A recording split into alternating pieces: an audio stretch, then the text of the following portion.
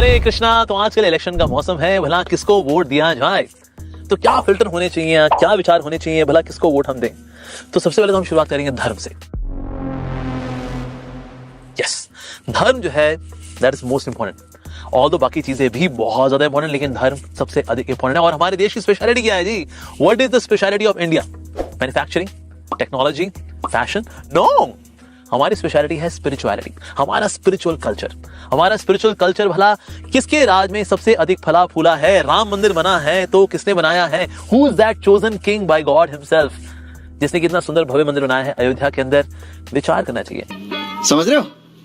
समझ रहे हो? समझ रहे हो ना? तो बोल सकता है अरे जी धर्म से काम नहीं चलता जी, पेट क्या धर्म से बढ़ जाएगा? क्यों चौड़ा साहब, सही बोल रहे हो? नहीं बोल रहा हूं मैं? हाँ बिल्कुल सही बात है। जहां तक पैसों की बात है, अगर हम 2004 से 2014 तक की बात करें, हमारा रैंक दुनिया के अंदर in terms of economy was 11th rank. हम हिले ही नहीं वहां से, ऐसे फिक्स हो गए कि 11 क्या बढ़ ही नहीं पा रहे। लेकिन 2014 के बाद यही सरकार आई जिसने कि आज दुनिया में 5th लार्जेस्ट इकोनॉमी बना दिया है इंडिया को। And by 2029 India is going to become the 3rd largest economy in the world. तो किसने ऐसा कर दिखाया है? विचार करने की बात है। और जहां तक यूपीआई यानी कि इलेक्ट्रॉनिक ट्रांजैक्शंस की बात है, आज इंडिया दुनिया में इतना आगे बढ़ चुका है कि चाइना, यूके और यूरोप के कई सारे कंट्रीज मिला करके भी उन ट्रांजैक्शंस के बराबर नहीं आ सकते। Now in India every year 92,000 million, कितना नंबर है जी? 92,000 million transactions are happening online. ये यूपीआई, इनफैक्ट जब ऋषि सुनाक का है, उन्होंने कहा ये ऐसे स्कैन किया और पेमेंट हो गई। पेमेंट हो गई, वाह क्या बात है जी। तो इतना डिजिटल इंडिया भला किसने बनाया है हमारे देश को?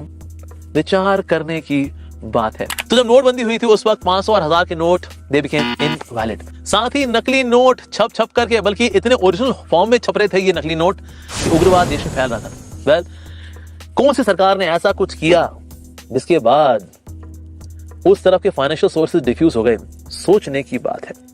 और इसकी वजह से आज हमारे देश के अंदर उग्रवाद कितना कम हो गया है। पहले हम सुनते थे खबर, यहाँ बैग में कुछ फटा, वहां कुछ ऐसे फटा, वहां फ्रिज में कुछ निकला, यहाँ किसी बैग में कुछ निकला, लेकिन अब ऐसा सुनने को नहीं मिलता है। सोचने की बात है। कोविड के समय में अपने देश के हर एक भारतवासियों को वैक्सीन पहुंचाना, और यही नहीं, इसके अलावा इंडिया के बाहर 25 करोड़ वैक्सीन देना, बल्कि कुछ कंट्रीज में तो फ्री ऑफ कॉस्ट देना, ये किसने किया है?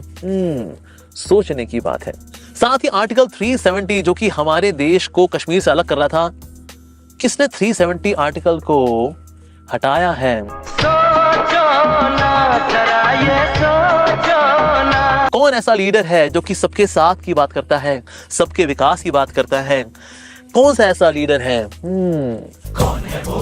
सोचने की बात है।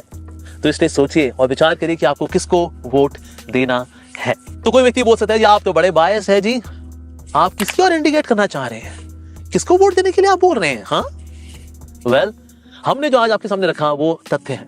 तथ्यों पे विचार करना चाहिए। उसके बाद फिर आपको जो कीमती वोट है उसको देना चाहिए। तो इसे ये ना सोचे अरे भाई ठीक है बाकी लोग वोट दे ही रहे ना, हम नहीं भी देंगे क्या फर्क पड़ता है? नहीं, हर एक भारतवासी को जो धर्मपरायण है, विकास परायण है, उसको जाना चाहिए और अपना लोटस वोट देना चाहिए एक लोटस लीडर को। समझ गया। तो ऐसा नहीं है कि हम वोटिंग करने के लिए नहीं जाएंगे और घर बैठे रहेंगे और हम नेटफ्लिक्स पे पिक्चर देखेंगे। नहीं, हम सबको वोटिंग करनी है। 100% लोगों को जाकर के वोटिंग करनी है ताकि हम एक लोटस लीडर को ला सकें जो कि इस विकास की दर को आगे लेके जा सके, धर्म के विकास की दर को आगे लेके जा सके। So please do go for voting. Hare Krishna.